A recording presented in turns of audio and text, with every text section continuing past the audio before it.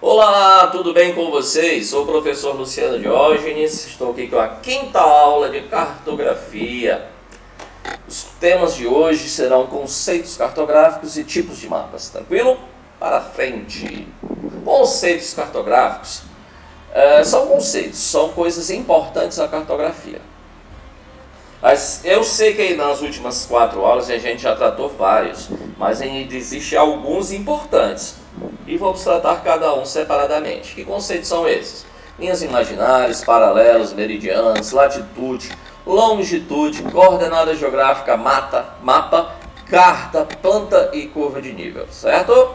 Sem mais demora, vamos para o primeiro. Linhas imaginárias. A fim de facilitar os estudos sobre a Terra, os cientistas a dividiu em linhas imaginárias, que acordam nas posições verticais e horizontais. Essas linhas são chamadas de paralelos e meridianos. Vejam aqui. Bom, primeiramente chamar o que é linhas imaginárias. Elas servem para regionalizar, para classificar áreas no globo terrestre. Elas existem apenas nos mapas, tá, gente? Então, não vá querer andar e esbarrar na linha do Equador ou no meridiano de Greenwich, porque não vai existir essa possibilidade, só nos mapas. Para frente, primeiramente trabalhar os paralelos. Os paralelos são linhas que passam paralelamente à linha do Equador, que corta a Terra ao meio, como se fosse uma laranja ao meio, ocasionando a divisão entre o hemisfério norte e sul.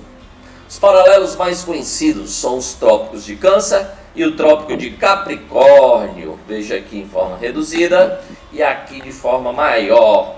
Bom, vejam de amarelinho os únicos paralelos além do Equador que recebem nomes: Círculo Polar Ártico, Trópico de Câncer, Trópico de Capricórnio, Círculo Polar Antártico e o Equador, que é o mais importante. Como o texto anterior já havia dito, o Equador ele divide a Terra em 2 hemisférios. Um chamado de norte, outro chamado de sul. O hemisfério norte ele tem uma variação que vai de 0 a 90 graus norte e o hemisfério sul uma variação que vai de 0 a 90 graus sul. Professor, os paralelos servem para quê? Primeiramente, como localização. Ele é usado para definir a latitude. E segundo, para definir zonas climáticas. A gente vai se definir lá na frente, na geografia, vocês vão estudar na parte de clima, zona climática polar, tropical, intertropical, temperadas, e quem define é os paralelos. Tranquilo? Para frente. Meridianos. Os meridianos são linhas traçadas verticalmente com relação à linha do Equador. O meridiano mais conhecido é o meridiano de Greenwich, porque ele corta exatamente um importante observatório astronômico que fica na Inglaterra. Veja aí. Tranquilo? Beleza. Primeiramente tem que se identificar para os meridianos o meridiano de Greenwich, que é o mais importante, que está bem destacado aí, tá certo? Como o Equador, ele também divide a Terra em 2 hemisférios, só que ao invés de norte e sul, o meridiano de Greenwich vai dividir entre oeste ou ocidente, leste ou oriente. Tem variações de 0 a 180 graus oeste e 0 a 180 graus leste. Beleza? Serve para quê, professor, os meridianos? Também para localização geográfica, que ele é a base das longitudes, e também para definir fusos horários, que é outra matéria que vocês saberão lá na frente. Tranquilo? Para frente, que atrás vem gente. Vamos lá, latitude. É a distância em graus de qualquer ponto da Terra em relação à linha do Equador. Beleza? Veja aqui a linha do Equador, a distância de qualquer grau em relação a ele que vai nos dar a latitude. Veja aí a linha do Equador, por exemplo. Ele vai separar hemisfério norte e sul. E eu tenho aqui o ponto X. Qual é a latitude? Veja que a latitude que corta é a 30. Então é 30 graus. Qual é o hemisfério? Norte. Ah, beleza, sabia que vocês iam desenrolar essa parada. Outro exemplo. Veja o Y. Qual é a latitude do Y? Veja que ele está a sul, cortando o 30, que é a latitude 30 graus sul.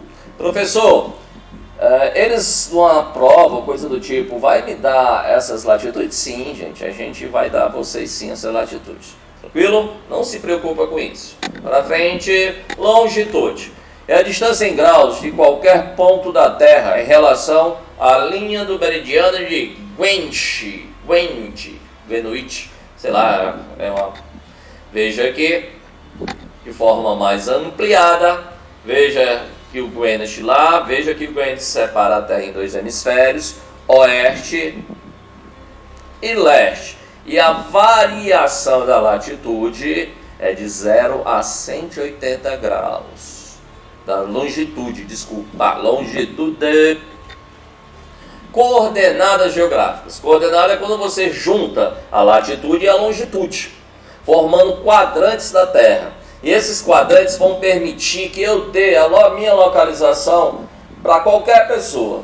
É como se eu desse meu endereço na Terra para qualquer pessoa. Esse traçado. Imagine, por exemplo, eu estou no meio do mar, não tenho onde me localizar. Só tenho um telefone e um GPS. Pelo GPS eu pego a latitude e longitude. Pelo telefone eu informo onde eu estou. Alguém vai me buscar. Graças a Deus. Tirar, por exemplo, aqui o ponto A. Vocês já localizaram ali nos Estados Unidos? Quero saber a coordenada geográfica daí. Para eu dizer a coordenada, eu tenho que definir a minha latitude e a minha longitude. Primeiramente, definir a minha latitude. Distância em graus de qualquer ponto da Terra em relação à linha do Equador. Vamos lá? Veja a linha do Equador e quero saber o quanto o ar está afastado. Primeiramente, eu preciso saber qual é o hemisfério. Lembre-se que o hemisfério, o Equador, ele divide a Terra em hemisfério norte e hemisfério sul. É o bastante? Ainda não. Eu preciso saber a graduação. Vou saber a graduação.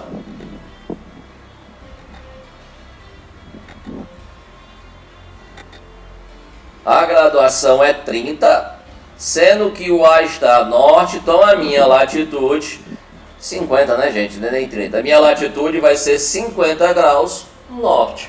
Terminei? Não, gente, porque eu posso estar em qualquer parte aí dessa linha, em qualquer parte dessa linha de latitude. Então eu preciso da longitude para ter certeza. Então, como eu sei a longitude? Primeira coisa, eu quero saber onde está o meridiano de Greenwich, porque longitude é a distância em graus de qualquer ponto da Terra em relação ao meridiano.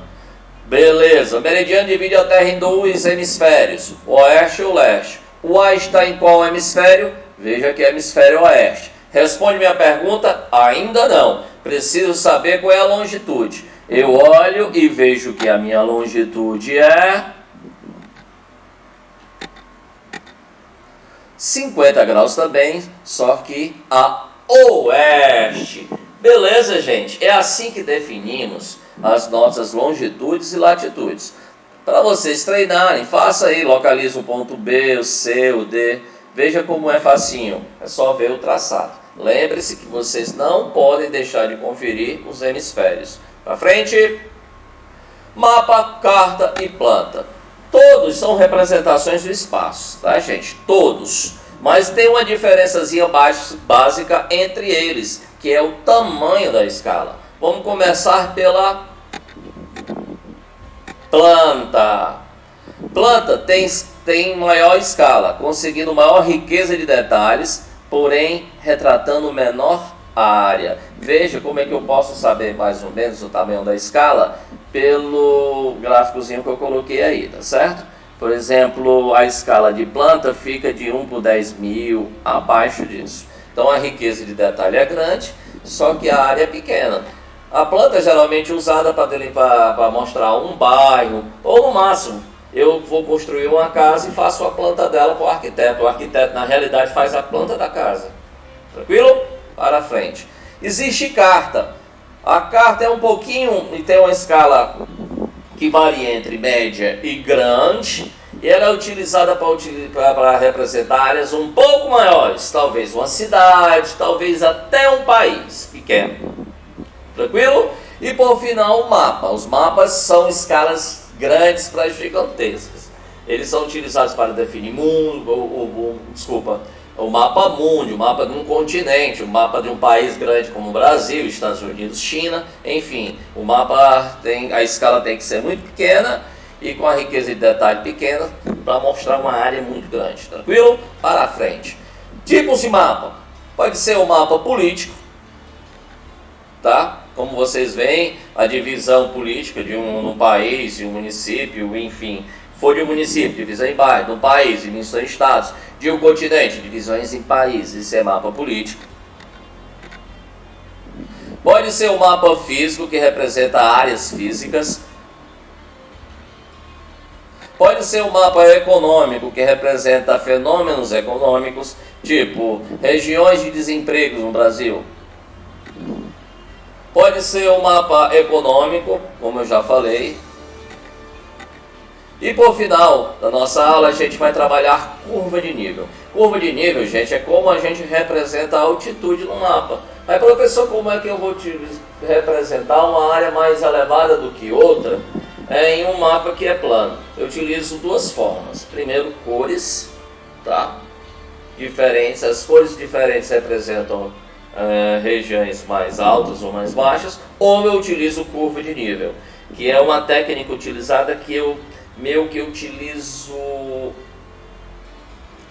as linhas de um conjunto para definir áreas de mesma altitude. Veja, por exemplo, a primeira, 0, toda essa parte aqui que representa o 0, está me dizendo que tudo isso dentro desse conjunto tem altitude 0.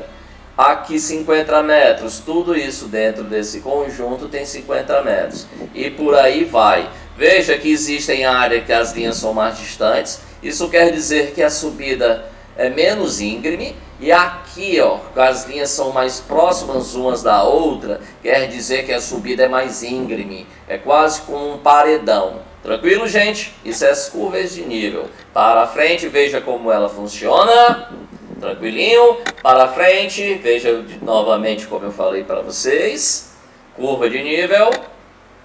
E assim a gente termina a nossa aula de hoje. Bom, o que eu desejo para vocês é fé.